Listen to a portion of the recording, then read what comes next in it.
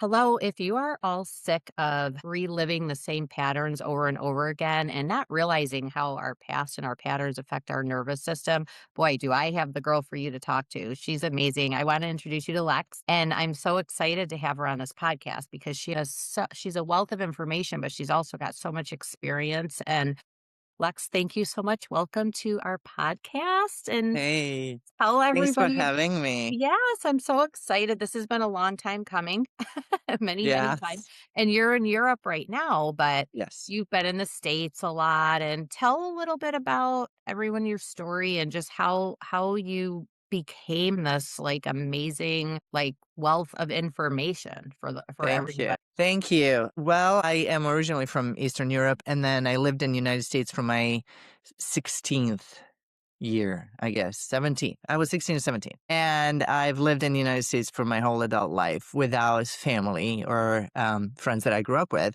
So that shaped the adult that I am. But because of that, I didn't even know I was in survival mode for over 20 years. And Mhm. I was always kind of interested in meditations and things like that, that kind of, self-improvement. Like that was always my thing. But it was always about like getting to the next one, getting to the next level. And for years, I've been doing meditations. I heard about gratitude. I did all those things, but nothing really changed me on a fundamental level until I got into nervous system work and I started learning about just how powerful nervous system is. And I was like, why is nobody talking about this?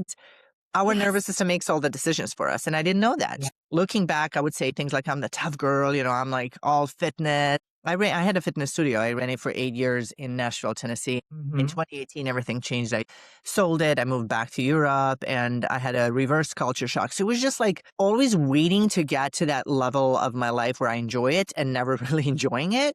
And then when I looked into nervous system, I was like, oh my God, this is all making sense. So I started really working on me and digging into this. And when you're in survival mode, you want to learn everything. So that's what you're saying, the wealth of information. That's where all of that knowledge comes from. But then I had to apply it and feel it and really transform myself. And once I saw the huge transformations in my life, I was like, I have an obligation to talk about this because so many people feel stuck. So many people feel like they're in a rat race. So many people feel like they're never moving really forward or they want to be happy, but they just somehow things always happen. And I'm here to say it's all going to make sense when you understand your nervous system. When we were originally talking, it was so funny. It resonated so much with me because I'm like, get out of my head. Like, I feel like you're talking my story because I was constantly doing things to help myself, to improve, just get better and things like that. And I wasn't even touching on nervous systems stuff and not realizing like the messages that it gives us and how to read those messages. So it was kind of like I don't want to say like all the work was a waste, but Right. until you really understand your body, you can't really get to the level that you want to be at, I guess. Yes. Yes, I agree. And the thing is, when we're in survival mode, let's Mhm. just to go to the basics. Fight, flight, freeze, and fawn. Fight, you are going at toward the danger. So, you're ready for a fight. You're ready to defend yourself. You're ready to jump into whatever's going on. If someone offends you, you're like going straight at it. Flight is avoidance. So I'm fleeing. I'm running away from things. I'm running away from really feeling things. I have to stay busy. I'm busy all the time. I'm jumping from one task to another and I'm constantly thinking, what's next? While I'm brushing my teeth, I'm already thinking, what's the next step? And so that's another one. Then we have fight, flight, freeze. Freeze is I'm numb. I'm not feeling anything. Nothing even matters. Or I know what I should do. I'm just not doing it. That's where people feel often stuck. Like, what's wrong with me? Why am I feeling like this? Why am I not doing what I'm supposed to be doing? Or again, completely like, nothing even matters. Who cares? Like totally numb. And then fawn is what's been normalized for women to be. Fawn is over giving, over pleasing, over accommodating, making sure everybody's fed, making sure everybody's happy, never talking about ourselves, never expressing our needs. And we grow up in society that everywhere across the world teaches women that that's what we're supposed to be. So we don't recognize it as a stress response. We think, well, that's just me being nice. And so I, for example, jumped from all of one to the other. I was busy. I was ready for a fight. I don't care. I'm not doing what I'm supposed to do. And I was the fawn girl. So I was a mix of all of them. So when I learned about them, I was like, oh my God, this makes sense. But another thing is when we're in fight or flight, we start learning and we're taught to be in our head. So it's easy to get a lot of information. What's not easy is actually sitting with it and applying it. And it's this like, well, just tell me what to do and I'll do it. Like I'll get to it. Like I want the action. But the reality is we have to go minute by minute and raise awareness to ourselves about our behavior and then understand that it's the nervous system so that we don't have the guilt and the shame and the self-judgment over doing something or not doing something that we should be doing. And once we understand it on a logical level, then comes the work to actually feel it and apply it and be like, whoa, this work is not the easiest, but it is the most rewarding because I'm learning about who I truly am. And I think that Mhm. one of the reasons why we go to this work, like I always want to get better, like you said, is there's that soul's nudge. Like your soul is nudging you to find who you are. But we're taught about, in our head, solve the problems. We're never taught to really feel things. So there's this fear of feeling things. But once our nervous system goes through it once or twice, it's like, oh, okay, I get it. And you're right. There was so much knowledge. I felt like 10 years of this work, was this a waste? No, it all clicks when you start really feeling your nervous system and working with it. It really just kind Mhm. of, instead of just understanding it on a logical level, you experience it in your body and it's beautiful. It's so funny. First of all, I never knew about Freeze or Fawn. I just recently learned about those. And, the whole saying, if mama ain't happy, nobody's happy. But I think so many people, like, listening to this might think, this is exhausting. Like, to do this work, I don't have time. Like, I Yes. literally don't have time because maybe, you've got really your busy life, with, being a mother and a partner and whatever you are have going on. How did you break it down and give yourself the time to heal and really dig deep and stuff? So this is such a key question. I don't think I ever was ever asked that. And from now on, I'm going to have to speak on this Mm. because it's really, really important what you just said. Yeah. Like, I don't have time to sit for an hour and meditate. I don't have time to sing kumbaya, or like all these things. Like, I don't have time for that. So a few things. One, you do this as you do other things. So this is not supposed to take you extra time. Two, even if you take 60 seconds to just Mhm. focus on your breath, that's already moving you forward. Okay. Mhm. And three, and this is the magical part that happens as a side effect, when you slow down, your time slows down. And this is the Oh. craziest experience I've ever had. Because again, I was on all fours. So I was the busy bee. Now, another thing about being a busy bee feels good because we feel productive. So we say things Mhm. like, I'm a busybody. I don't like to be unproductive. I love doing things. And it goes really well with Fawn, by the way, because if I'm in Fawn, I'm saying yes to everyone else and ignoring my own needs. So they work really well together. So yes, Mhm. you're right. We're like, I'm busy. I don't have time. So again, we established the two. And then the three, like I said, is you slow down. You will not believe how much time you have. I used to be the person that says, oh my God, I wish the day had more than 24 hours. I wish I could sleep less. I would try to do, multitask, do all the things at once so that I can get more done. I get the same amount of things done. And I feel like day has plenty of hours. And this is the side effect that I've seen with my clients too. It's just that time, the perception of time, it works in hand with your nervous system. Okay. So, a lot of thoughts. So, okay, people, it's really hard because I've always said, and I know this, but I've always said, oh, I'm an amazing multitasker. I'm organized. That's not necessarily a compliment. It's like, but what are you doing with that time? So, and that's really interesting so you're saying the more time you give yourself, the longer you have to accomplish these things every day. Yes. So a few things on multitasking. Yeah. Again, super important conversation. Because of Fawn, women had no other choice than to multitask and feel like they're Mhm. getting things done. When you, again, slow down and you start doing one task at a time and you learn that it's not all on you, and you learn to say what your needs are. You learn to ask for help. You learn to be okay with other people helping you just because they want to. You actually free your time a lot. Right now, we feel busy because everything's on us. And we know no other Mhm. way because it's been like that since I was young, right? Like, I don't remember a time when I wasn't like that. But you actually learn to delegate. Like as simple as I have a client right now, and she's like, I'm tired of cooking every night. I feel like that's the expectation in my household. And I'm like, well, does your husband know how to cook? And she's like, yeah, he actually cooks really good. I said, well, have you ever said anything to him? And she's like, no. Right. So it's like a simple thing of I never voiced my opinion about like, hey, could you do this sometimes? And this is why. We know 0 and we know 100. We know 0, which means I'm not going to voice my needs. I'm not going to voice what I want or need. I'm not going to voice anything, my opinion. 100 is, right, like, I can't even stand it anymore. You can't help around here.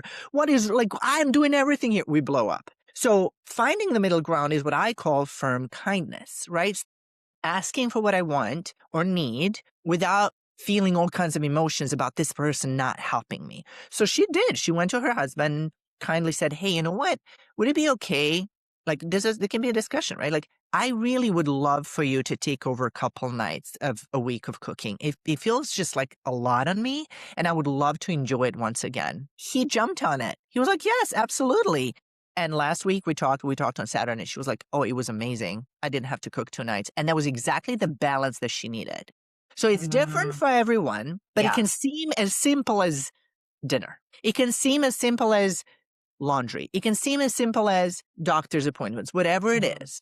And the key is we have to allow those people to take that over without fixing it for them. And what we do when we're in Fawn, again, we're so taught and we're so used to doing everything for everyone that when we see someone struggling with a task, we tend to jump in and help or say, you know what, it'll just go quicker if I do it. No, we have to allow them because their brain is learning that way. Their brain will connect the dots of, oh, I'm doing dinner or it's on me to do laundry. And so learning what I call firm kindness is learning in between a 0 or 100, not waiting till I explode, but also not ignoring my own needs and finding a kind way to express my needs and get what I actually need and or want. I think a lot of people have trouble asking for help. And I really feel because there's so many moms and out there, dads, this is for anybody that might not even know how. They feel uncomfortable asking for help. They might not know how to ask, and they might not even actually know what tasks they could delegate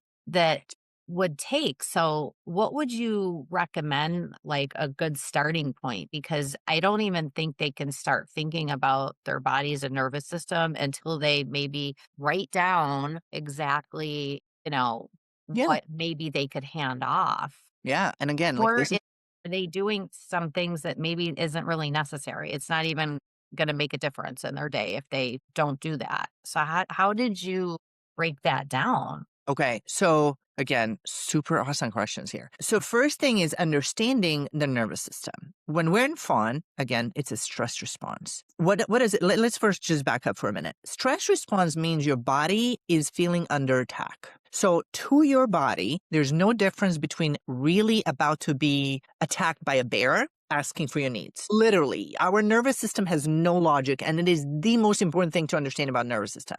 But I just want to be happy, but I want others to give me space, but I want your nervous system doesn't know what you want or doesn't care what you want. It knows black or white. It knows 0 or 100, right? Like it knows just like that. And what it knows, it's familiar, and that's considered safe. When it doesn't know is unfamiliar, and that for your nervous system is considered unsafe. So at this point, if you've never asked for help, if you've never been able to receive help, your nervous system sees that as a threat because it's unknown. So you may feel all kinds of feels in the body. That doesn't mean that it's right or wrong, but we're just giving it a meaning. So we go, oh my God, that just doesn't, I don't know. I feel kind of nervous. I'll just rather not ask. So that's one thing is to understand is Yeah. your nervous system right now is just not used to it. When you Mhm. ask for help a few times, you'll be fine. So that's first thing. Second thing is disempower your nervous system by saying, well, what's the worst that can happen? They can say no. Okay, well, I'm okay. I'm at the same place, even if they said no. So chill out, body. Like, I don't have to get my hands sweating and my feeling out of breath and my mouth dry, which was my response to every time I would need to say something. It sounds ridiculous, but it's totally how your body reacts Yeah, it's not because ridiculous, yeah, yeah. it feels under attack. So then understanding that these symptoms may show up, that still doesn't mean I don't ask for help. So going through that, telling yourself, Nothing bad's going to happen. I'm just going to ask. Second thing, when we're in Fawn, we don't recognize how many times people have offered help. And we said, no, no, I got it. So we were never able to receive help. So you know what?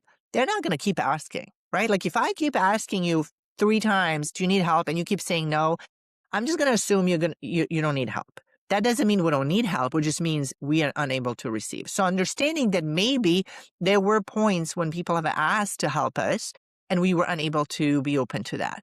And then the Mhm. third, this story changed my life, or this example changed my life, and I share it with everyone, is when you don't allow someone to help, you are really not giving them a gift of giving. And I'll give an example. Oh, wow. Let's say you want to give a gift to your loved one, okay? And this is something that you know they've been wanting for a long time. And you package it and you're like, I am now waiting for a birthday or Christmas. I'm excited to give them the gift. And you are like waiting for that moment. Like you can't even sleep.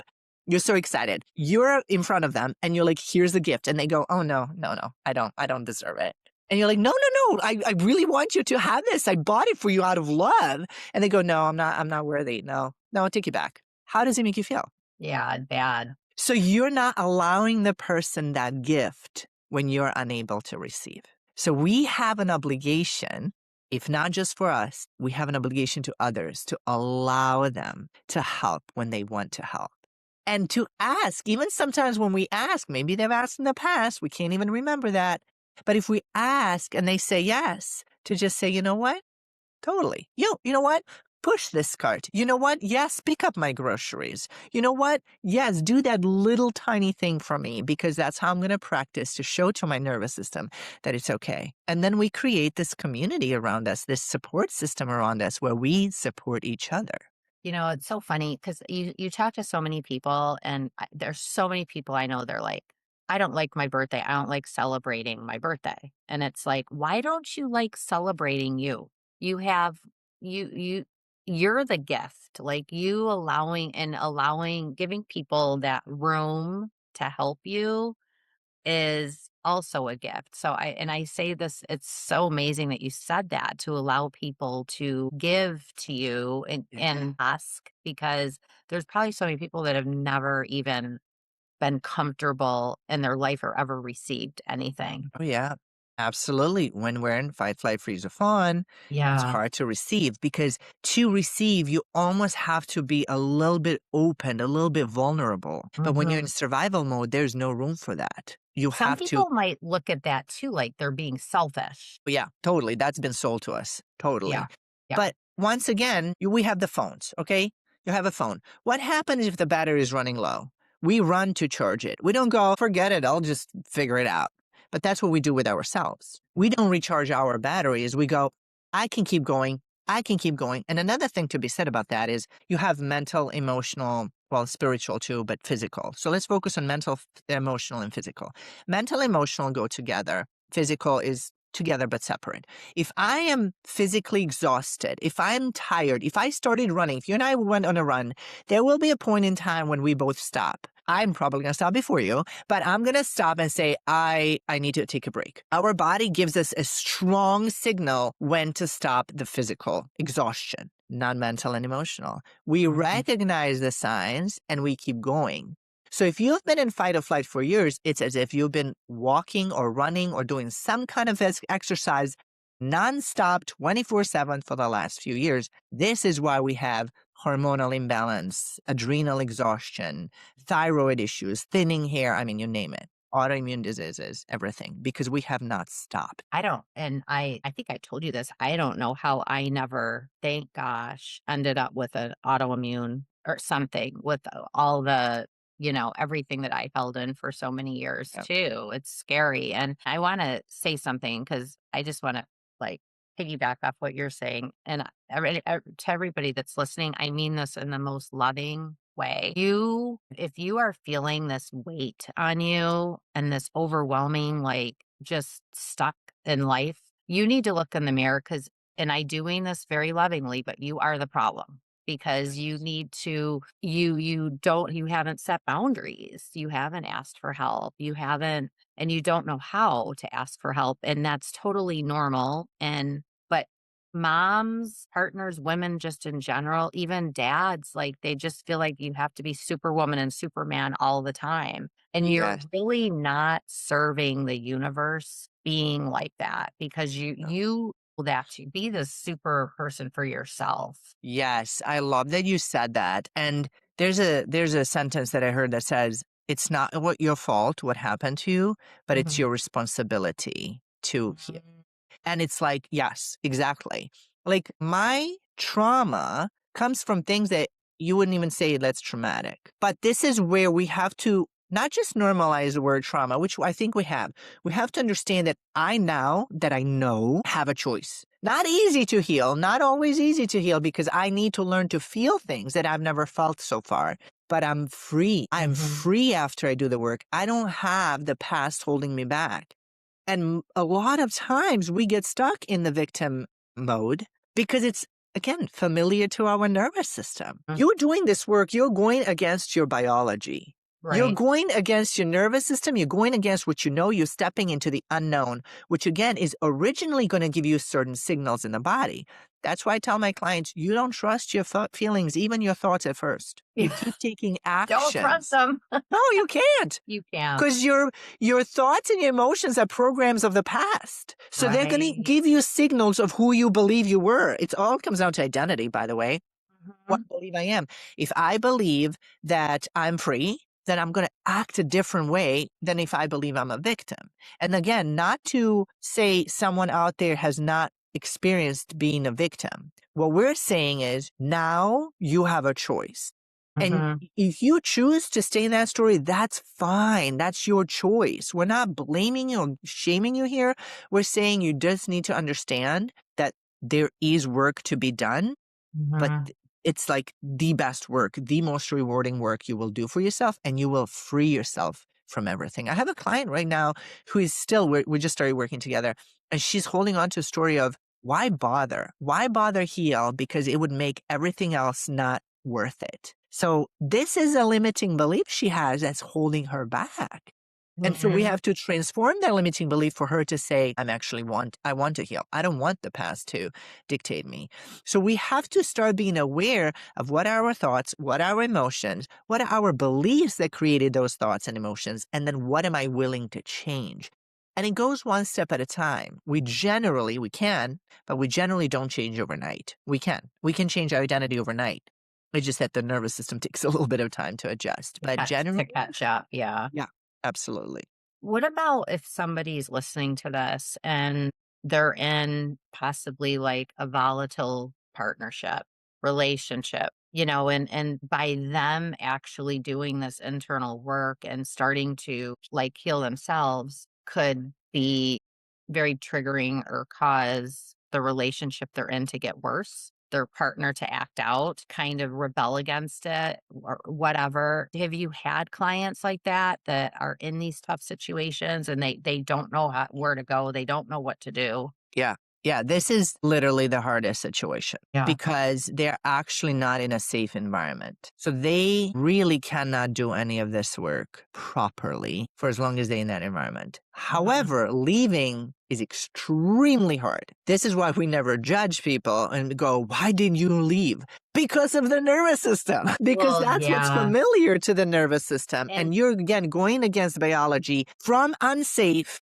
but familiar, you're going into a complete unsafe and unfamiliar. That is extremely scary, especially if someone doesn't have a support system. That is nerve wracking, to say the least. So they can start doing this work when the partner is not around. They've learned enough about the partner to still kind of play that game and know what keeps them safe. But they really have to get to a safe environment. We cannot heal in the environment that made us sick, in the Mhm. same environment. We have to change the environment in order to heal. So they can start doing the work when the partner's not around. They can sit and start breathing and tell themselves, okay, I'm okay. It's going to be all right. Things like that. They can do EFT tapping. That will give them maybe a little bit of strength, but they will have to do what their body's telling them not to do. And that is actually create safe environment for themselves. and it's gotta be scary as hell.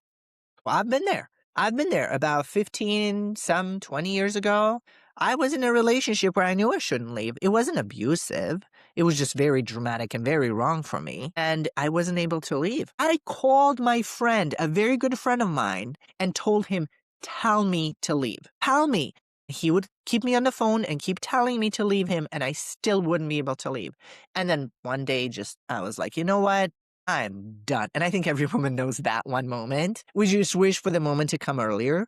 I was in complete survival mode. I had abandonment issues. I had codependency. I financially was unsafe to leave. And then I ended up leaving and then ended up rebuilding my life. It's Right. possible. It's extremely scary. This is why Mm. it's hardest if people don't have a support system, but I've done it. I didn't have support system. I didn't have anything and I did it. And if I can do it, whoever's listening out there, you can do it. You can absolutely do it and you'll be okay.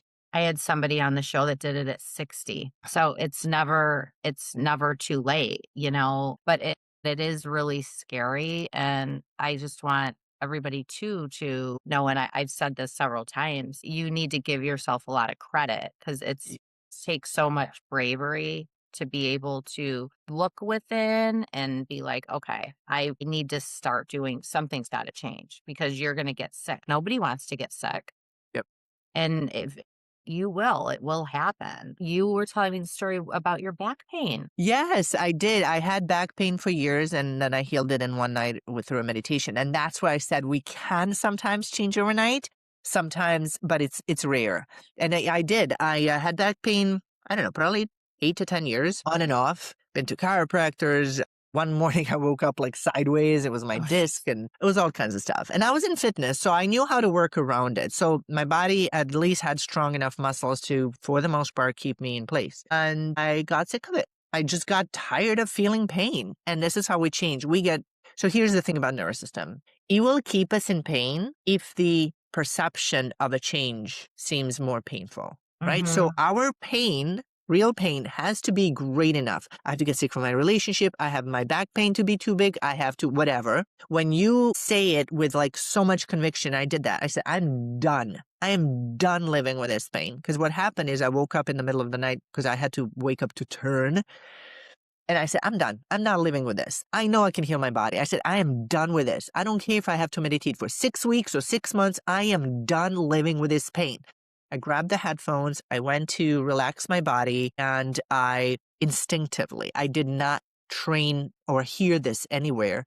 I went and once I relaxed, I said, whose pain am I holding on to? And whoever showed up, I said, I'll tell you exactly what I said. I said, I'm sorry. I forgive you and I'm sending you love. And the reason it came to me to say that is because for some people that showed up, it wasn't clear who did who wrong. I just wanted all the ties broken. I didn't want any connection to that. So I said, I'm sorry. Like if I harmed you, I forgive you. You harmed me and I'm sending you love. I did not say I Mhm. love you because it didn't feel authentic to me at the moment. And I kept doing this. When people stopped showing up. I visualized myself jumping around and playing with my kid the next day. And I also visualized each vertebrae of my back healing. Then I took headphones away and I realized I totally lost track of time. It was 2 hours that I did this. I had no idea. It seemed like 5. Like I have no concept of time for that. The only thing I did differently, which again I've never done in my life, is I grabbed a pillow and put it under my knees. And the next morning I woke up pain free and knock on wood, it's been like 3 years, 4 years since. That's incredible. And for anybody listening who maybe hasn't dabbled in meditation or you're thinking about meditation, it really is all about your breath work, and you can learn that very quickly with guided. There's wonderful guided meditations, free, that don't cost Yes. you a dime. That's how I started with that, and and the power of the mind. Like, I think you just got in a moment, you're like, I'm done. Like, your mind, you told yourself, like, I'm gonna heal my back pain. I'm doing it myself. You knew you could do it, and you did it.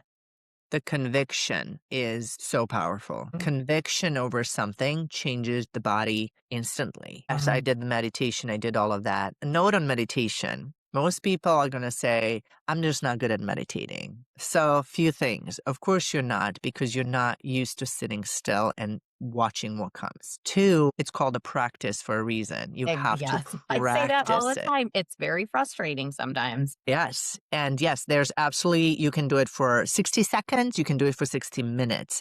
The key is to start doing it, and it's the consistency over intensity. So I don't care if it's 1 minute a day, if it's every day, you're doing tremendous work for yourself. Yeah, and I do want people to know that you don't necessarily have to sit and be grounded and have your eyes shut. There's sometimes that I'm like, I don't have time and I'll do it in the shower, Yep.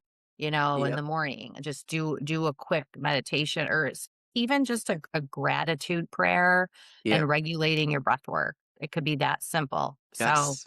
there's really isn't it's only overwhelming because you're making it overwhelming because it really isn't. You could make it very simple. Yes, and your nervous system is telling you otherwise because Yeah, so it your nervous doesn't system want you doesn't to do know. it. Yeah, it doesn't want you to do it. So you do have to push yourself. Like thoughts, emotions, actions, focus on actions. Don't trust your thoughts and emotions when they tell you, "Oh, I don't feel like it. I don't have time right now." Tell yourself, I'm going to do it for 60 seconds every day. 1 minute, 1 minute. Nothing that your brain can say to talk you out of 60 seconds, right? Right, We all have right, that much time. So exactly. start with that. What about people listeners who may not know what they need?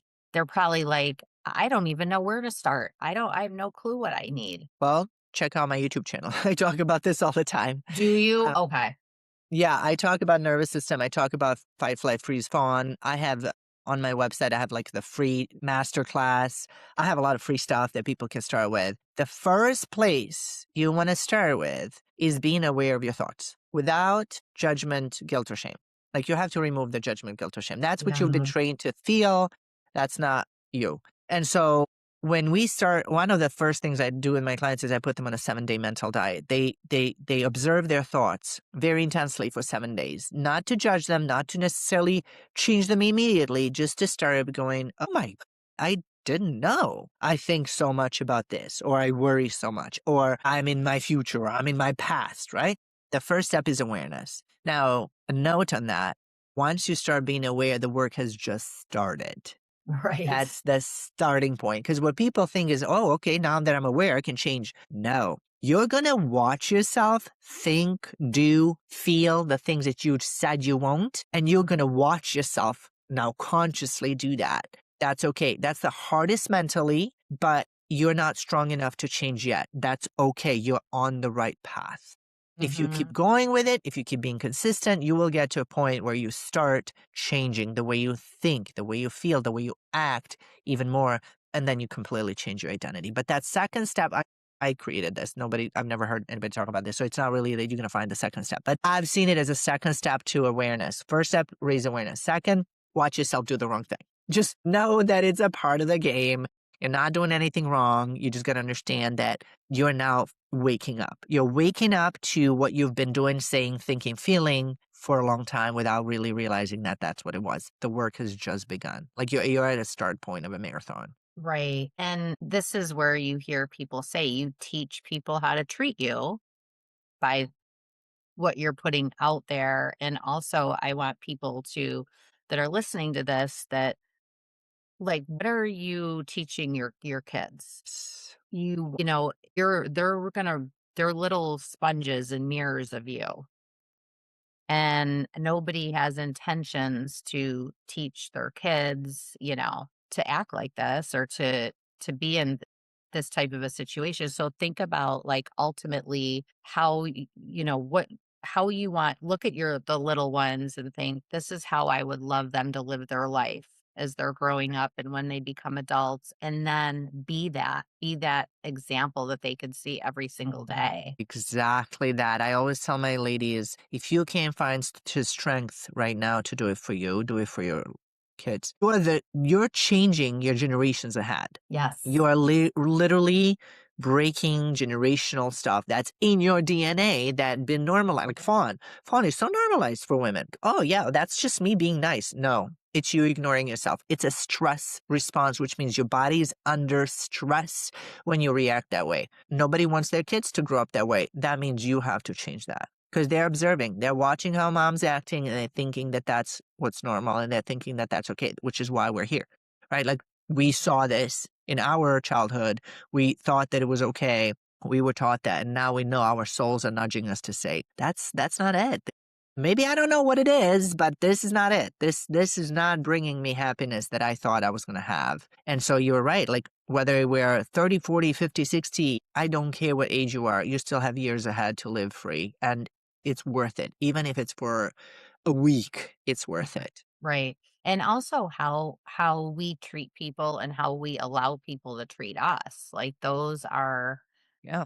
big, Game it's changer. a big indication of where and Absolutely. that's learned behavior too. So there's nobody to blame. It's just like you said, that generational and trauma happens and then all of a sudden it knocks your whole life off course. Absolutely. So Absolutely. It's a whole, I call it firm kindness. And I say to my clients, like, this yeah. is a whole nother language you're going to learn. It's because you know to be quiet. Like I said, we know 0 or 100. You know how to be quiet and you know how to explode when you can't take it anymore. Firm kindness is in between. So it's speaking, right? Like if someone starts yelling and you go, I'm not going to have this conversation with you right now. I'm going to need you to lower your voice. Like staying calm and actually asking for what you need. It's really powerful. But here's another note why we need to take those deep breaths and why we need to stay calm. When we're in stress response, a part of our brain, prefrontal cortex, actually slows down, goes to sleep, or completely shuts down, depending on the level of stress. Part of the brain is decision-making, logical, problem-solving part of the brain. So when we're under stress, we're only left with reactive and emotional parts of the brain. Why? Mhm. Well, when people lived in forests and jungles and there was a real threat, like if a bear's in front of me, it's not time to be logical, to think. It's time to just react based on instinct, right? And Mm. that's how our nervous system still operates. But I want my full brain on when there's someone in front of me speaking in the way I don't like it. I want my full brain on when I need to problem solve a situation. Our nervous system is still acting as if we're living in jungles and forests and in tribes. We don't live that way anymore. So most of the time, it's not life or death threat. So we can learn to calm down, respond rather than just react. And even if we reacted, there's still time to go back, calm down, and then respond, right? If I still say something, like I dropped something the other day and everything fell out of my wallet on the street. And this is not the first time it's happening. So I went, oh my God. And my son went, what? Like he was like, why are you getting so upset? I said, you know what? You're right. There's no need to get upset already. So even though I reacted, when he brought me to reality, I was able to cool down and explain to him, you know what? This shouldn't affect us. I apologize for my behavior. I should not react that way. This work is not about being perfect. That's another thing I about was just fight or that's flight. yep, I was It's not just about gonna being say that. perfect. Yeah. It's about catching yourself in enough time. Or when you still did react, coming back and repairing it, right? Responding. It's never too late to respond. We can always do it. It's just that our ego trips us because it doesn't want us to go and change and admit and apologize, do something.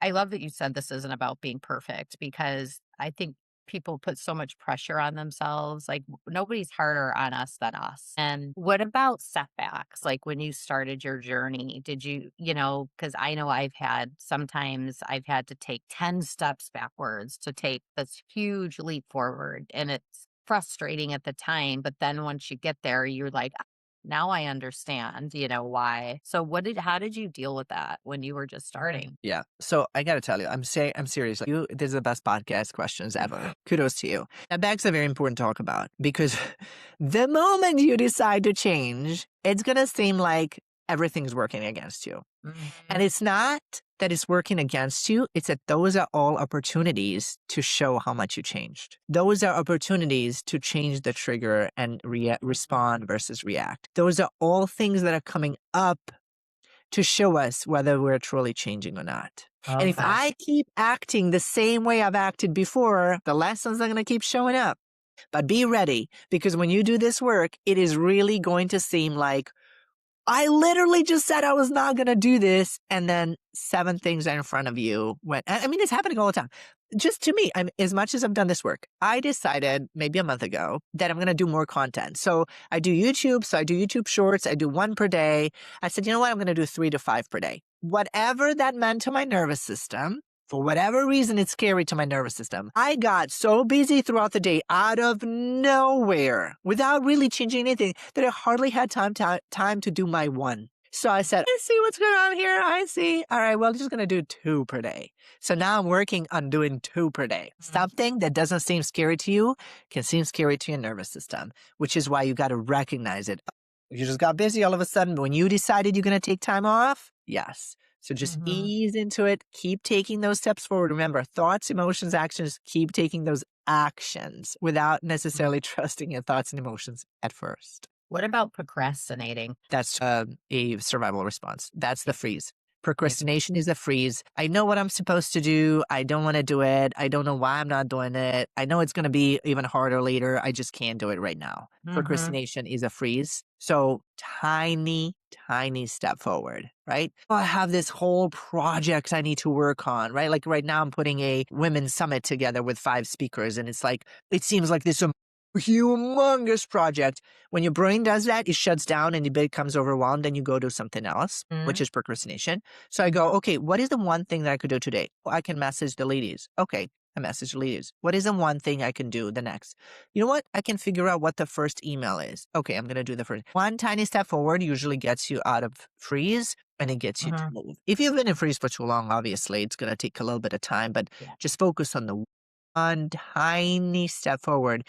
If you're feeling depressed and you can't get out of bed, sit on the bed. Your whole job today is to just sit and go back to laying down. I mean, it's literally Mhm. that small, but it's a huge step forward.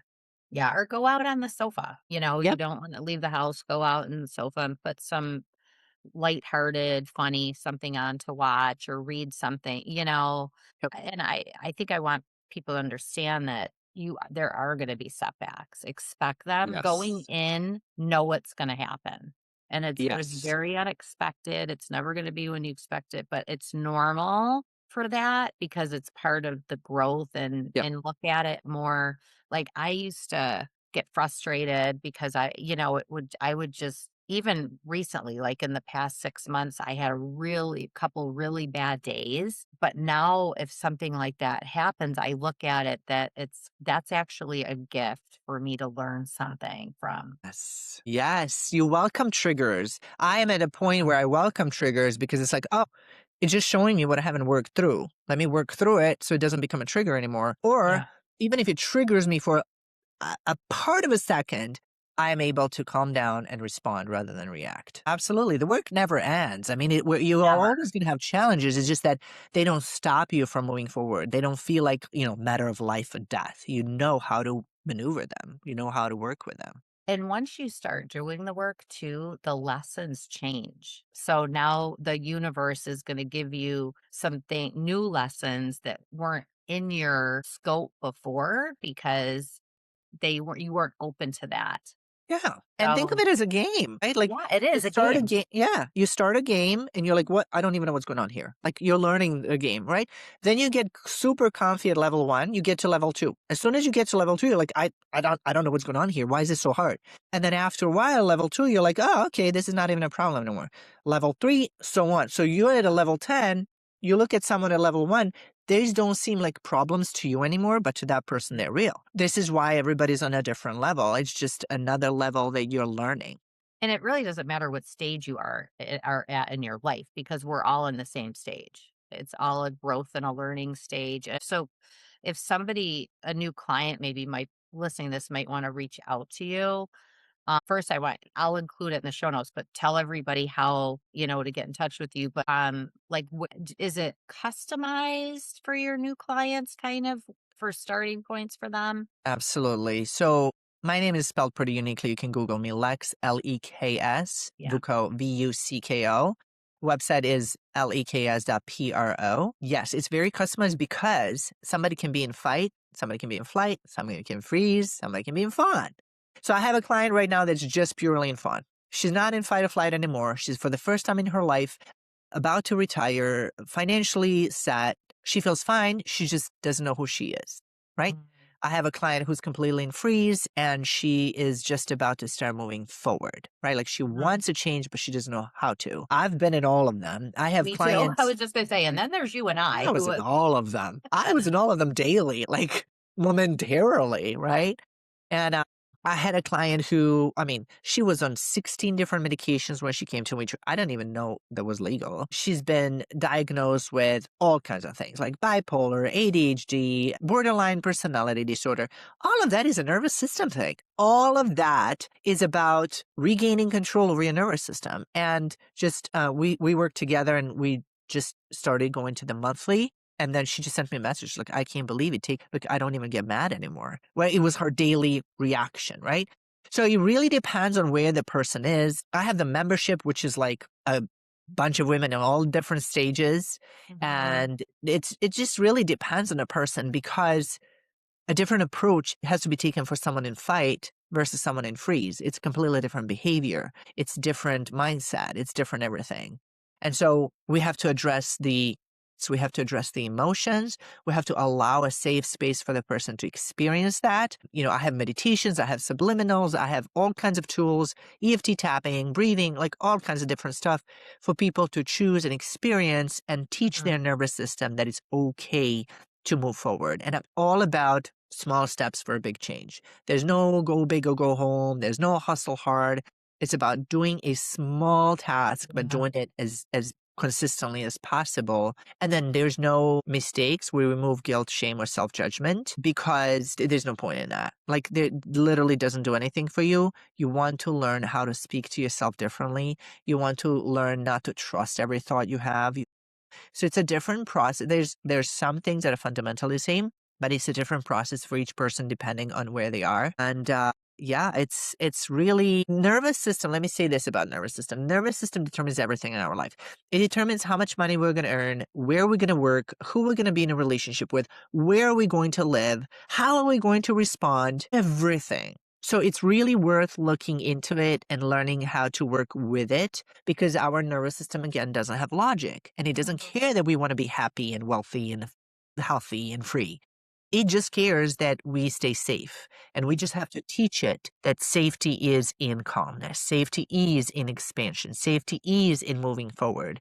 And then we slowly observe ourselves and keep going to the next level. And I just wanna say for people that are struggling and everything, you owe this to yourself, and I want people to understand that the universe needs your authentic self. It's not just your family and your friends that need that. The universe needs your authentic self and that energy. Like, it's you're being true to yourself and doing this work is so important. And I don't think that people realize, like, well, I'm just like one little pebble of sand in this big, huge world. It's so important that your authentic self is out there. Like, the universe can't afford not to have that. So you're giving the world a gift.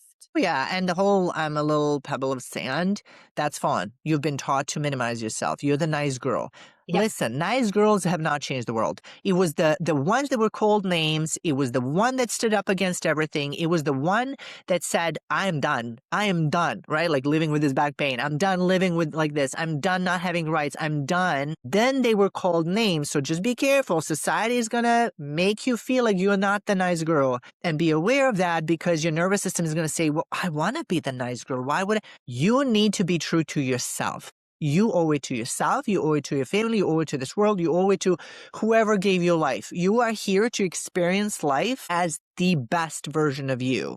And the Hmm. work is kind of masked in what seems like, oh my God, this is going to be uncomfortable and painful. That's the door you need to walk through. Wherever you feel resistance toward, if you step into that, your life will Hmm. be 10 times better with each step that you take. That's so well said because sometimes people struggle to understand like what they need to do. And that's just so well said, Lex.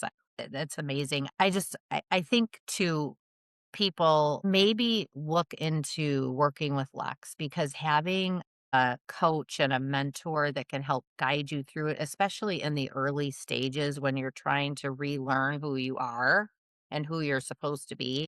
It's hard to do that on your own. And Yes. you have tools that can help people. identify that. And sometimes you're like, well, this is what I want to be. But when you start this work, you become something totally different than what you thought because it's going to work for you to create the best version of you. You might not even know what that is yet and what that looks like Yeah, absolutely. And I have programs from free all the way to personalized coaching. There is one space for on one. everyone. Yeah. Yes, because it's gonna save you like 10 years of work. Like we've done the trying to do it alone. I've done it so many times. And having someone who tell like in the moment when you're like, oh my God, I feel like I'm going backwards, having someone to say, no, you're actually on the right track, it can be life changing. Yeah. So and then in the membership, it's a community of ladies who Mm. understand each other. They're going through the same thing. So if anybody's interested, reach out. And if it's not me, find someone who aligns with you. If you're just like not feeling my vibe, that's okay too.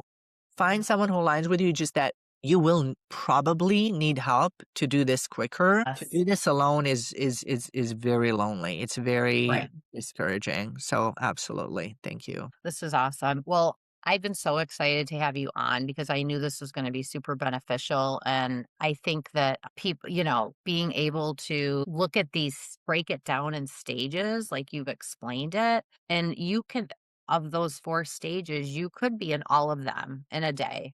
Oh yeah. Like and I'm sure a lot of people are going to feel that way. And some people might be like, yeah, but I'm a people pleaser, like you said, but you also need to allow people to please you, Yeah. And you're not a to people pleaser. feel You were just taught that that's normal. to fill your cup. Like, how is your heart full? Yep. And so this is awesome. I'll include all your contact information and in this as well. And I like urge people to just go to your website, go to Yeah. your YouTube channel, just Yeah. check it out. Like dabble around and in there and see because I think and you're so approachable. I think that a lot of people are gonna be very comfortable with you. I mean, you're just a Yeah. very loving, you've got a great energy about you. So thank you Thank so you. much for giving all this wealth of information.